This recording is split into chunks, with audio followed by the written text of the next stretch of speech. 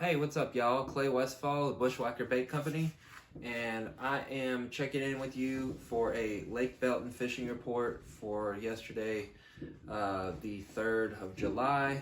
Obviously, today's July 4th, and there's some fireworks going on in the background, but just want to do a quick recap on my fishing trip. Went out with my high school fishing, one of my high school fishing boys, and then my best bud, Bruce. We went out to Lake Belton, which is not my fishery, not my home lake by any means. I've fished it a few times and have just kind of a basic understanding of the layout, but definitely not my main go-to. So let's see, just as a recap to give you just a solid understanding of kind of how I approached it initially. I threw a topwater, and this was a night fishing trip. I threw a topwater, crankbait, and a Carolina rig, like curly-tailed worm. So I fished a lot of main lake channel swings where there was really sheer bluff faces, and threw top water out there trying to look for that big bite. It could be over 100 foot of water, but that couple feet below the surface, maybe up to 5-10 feet, something like that, where those fish suspend and they roam around that cliff face. I was thinking I can get them to hit the top water. So I tried that. I couldn't get, I had one top water fish that I caught, pretty small. Let's see. Did some offshore fishing. We had a few fish just initially that we had caught that were smaller. But when we got to the offshore deal, I pulled up on a spot where there was a pretty significant, I would say the third section of the creek that we were in, there's a significant point that came out and kind of made a dip into the creek channel. And there was a very obvious flat spot at the top of this point to where you've got the main it's like a big flat, but it's not necessarily a big flat, but it's the extension of the point. And then you come to this little area where there's a hard spot and there's a flat spot indicated by just one solid contour ring up on this little platform.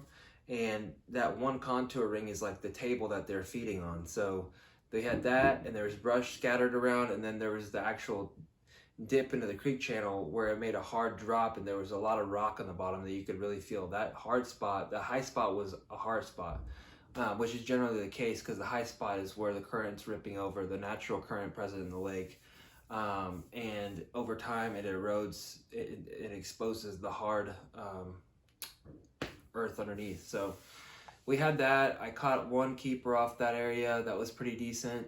My buddy lost one fish at the boat.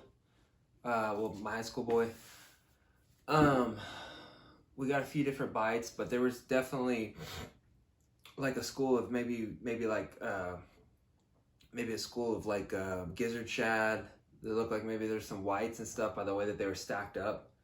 Then there was some basset roaming around, but a lot of like layover trees and stuff that was on the bottom. I can see on my side imaging. The other thing, in that spot where I caught that one was between, like, it was around 17 feet, 15 to 17 feet ish. Then we went back out to the main lake, and I had this, there's like a lot of main lake points that are just big bluffy style points. And so I had found this point that I did a guide trip, like, I don't know, quite a while ago, but I had these brush piles marked that I had found, but during that guide trip it was the wrong time of the day. And so I knew that there was going to be fish there at some point in the season, but it just wasn't that day. So I came back and I decided to hit those brush piles since I saw them on my graph. And there's like 3 separate ones. There was one that was in about 14 feet. There was one that was in about 24 feet. And then there's one that was about 19 feet. And it was all scattered over this main point that came out. And the one that was at like 19 feet is the one where we caught our fish. But like first cast, my buddy threw out, sends it out there and drops in the water, and boom, catches a 5-pound class fish. And so of course I'm freaking excited. It's like I don't know, 1 o'clock in the morning or something.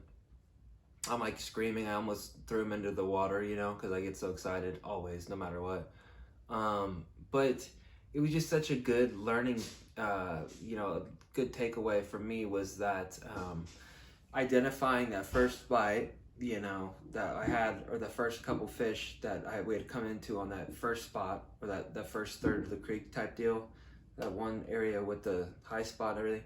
So identifying that depth, moving that, and you know, that I think maybe the water clarity was a little bit different. Maybe that was enough to increase a couple foot difference, but they're pretty much using the same layer of water. But obviously, if you go to one end of the lake versus the other, the depth that they're at is going to vary because the water clarity and the quality of water.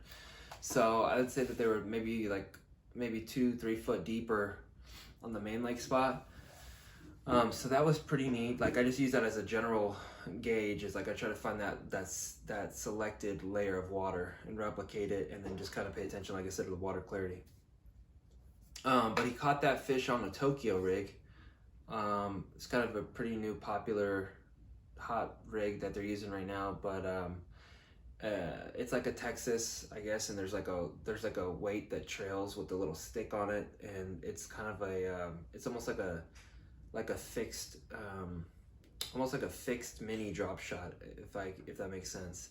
It's weird. It's hard to explain, but it's got a little aluminum wire on it. So we did that. Let's see, caught that one, and then we fished around for a while. Had a couple bites, but didn't bring anything to the boat. But I think the main thing was just how quickly I picked up on that, 15 to 20 feet of water. I was using dark baits. I did throw a crankbait for a while. Yesterday, it didn't produce anything in the area I was in, but nonetheless, I tried it. And like lately, one of the things I'm thinking about is if you're in super stained water to where it's almost muddy, I'm not just going to use black and blue. Like you can use orange, chartreuse, green, red. So those are good colors also to use at dark at night because it's no different. You have the low visibility. People normally go to like the black and blue, the black worms and all that, but you can mix it up and experiment with those different colors since it is analogous to that stained water condition. So that's definitely my fishing report. Focus on those brush piles and 15 to 20 feet on the main lake, and should work out for you. Thanks so much. Check out my other videos.